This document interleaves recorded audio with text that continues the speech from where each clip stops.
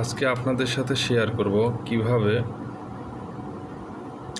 এই ভগ্নাংশ সংখ্যাগুলির বৃহত্তম ক্ষুদ্রতম সংখ্যা অতি অল্প সময়ের মধ্যে পরীক্ষার হলে কিভাবে অতি অল্প সময়ের মধ্যে আপনি বের করতে পারবেন তার টেকনিকগুলো আপনাদেরকে জানিয়ে দেব।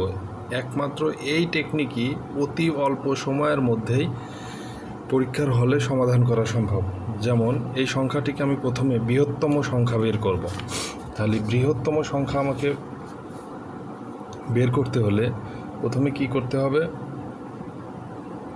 বৃহত্তম সংখ্যা আমি বের করতে চাচ্ছি আর কি।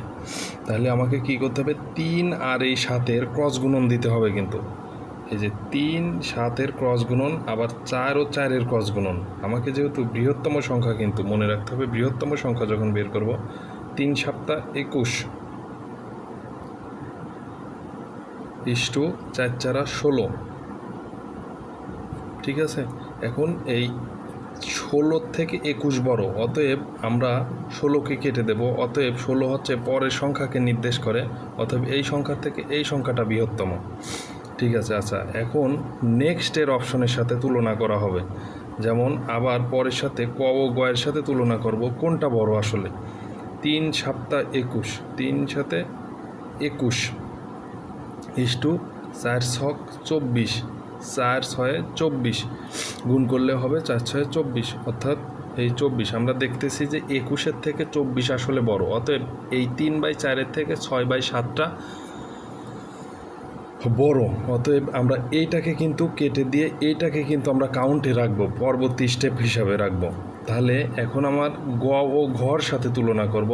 6 নং 54, 6 নং 54 দিলাম, আর 7 7 49, 7 7 গুণন করলে সাধারণত 49 হবে, 4 9 49।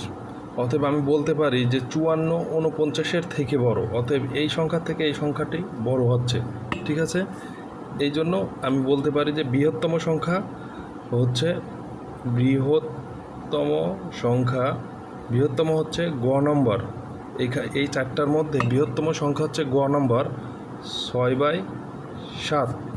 আবার যদি আমি এই সংখ্যাগুলোর সাথে যদি ক্ষুদ্রতম সংখ্যা আমি বের করতে চাই, তাহলে কি করতে হবে, ক্ষুদ্রতম সংখ্যা যদি বের করতে চাই ওই একই নিয়ম, ছোট সংখ্যাটি আমার নিতে হবে।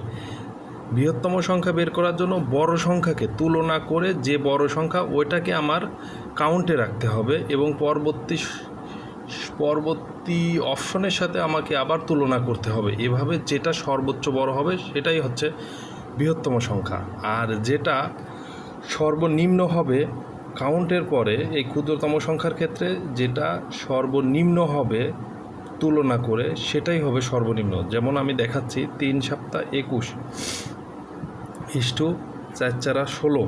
আমার লাগবে ক্ষুদ্রতম সংখ্যা, অতএব 21-এর থেকে 16টাই ছোট, অতএব এটা কাটা। এই ক নম্বরের থেকে আমার খ নম্বর ছোট, অতএব খকে আমরা পরবর্তী স্টেপের জন্য নেব।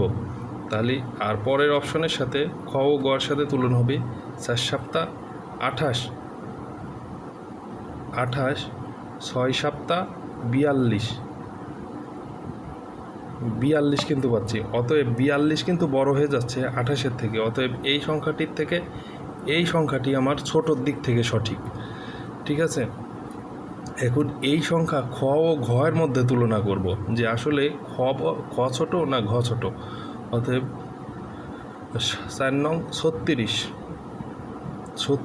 ইস্টু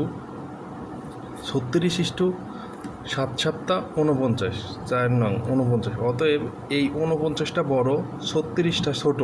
অতএব আমি বলতে পারি যে খ নম্বরটি ক্ষুদ্রতমর ক্ষেত্রে খ নম্বরটি সঠিক।